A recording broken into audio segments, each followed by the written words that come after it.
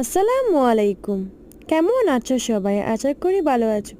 পুরো আজকে ১ সপ্তাহ হয়ে গেল গাছটি এনেছি, রিপোর্টও করতে পারিনি।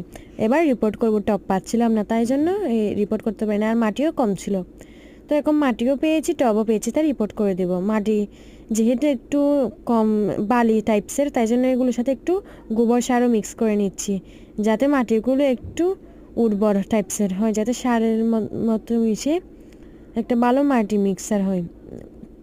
তো আমি মাটিগুলো সুন্দর করে মিক্স করে নেব গোবরের সাথে। তারপরে এই টবটি নিয়েছি আমি, যেহেতু টব পাচ্ছিলাম না তাই প্লাস্টিকের কন্টেনারেই বসাচ্ছি। তারপর অর্ধেক মাটি ভরাট করে নেব। তারপর গ্রো ব্যাগ থেকে আস্তে আস্তে আমরা গাঁদা ফুলটি ছিড়ব, তার আগে মাটি অর্ধেক ভরাট করে নিই। তো দেখো মাটিগুলো দিয়ে দিচ্ছি, মাটিগুলো একদম বালি বালি, তাই জন্য গোবর সার মিক্স করেছি। এতে মাটিগুলোতে একটু হলেও উর্বরতা থাকবে এবং গাছও ভালো খাবার পাবে।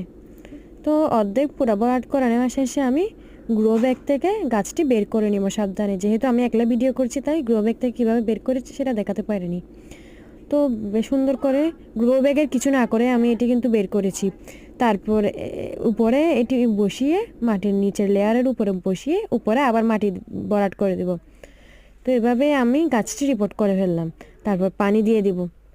তারপর আরেকটি কাজ বাকি আছে, দেখাচ্ছি। আগে আমি মাটিগুলো দিয়ে পানি দিয়ে দিই, তারপর দেখাচ্ছি তোমাদের। তো মাটি দিয়ে পুরো ভরাট করে নেব। তারপর হচ্ছে পানি দিব। পানি দেওয়া শেষ হলে এবার এগুলার যে কুড়িগুলো ছিল সবগুলো কেটে দিব। একদম একটা কুড়িও রাখতে চলবে না, মায়া ত্যাগ করে ফেলতে হবে কুড়িগুলো যদি কেটে দিই তাহলে পরে আরও ফুল পাবো। তো পানি দিয়ে দিয়ে কুড়িগুলো কেটে দেবো কেচির সাহায্যে। তো ফুলও ফুটেছে দুটোটাই কেটে দেবো। জানি ফুলগুলো খুব সুন্দর, কিন্তু কেটে দিতে হবে, কি করব আর। তো সবগুলো কুড়ি ফুল কেটে দিচ্ছি আমি এখন। তো এক এক করে সবগুলো কেটে দিলাম। আজকের জন্য এতটুকু। সবাই ভালো থেকো। এটির পরের আপডেট আমি আমার চ্যানেলে আপলোড করব। সবাই ভালো থেকো। ওকে, বাই।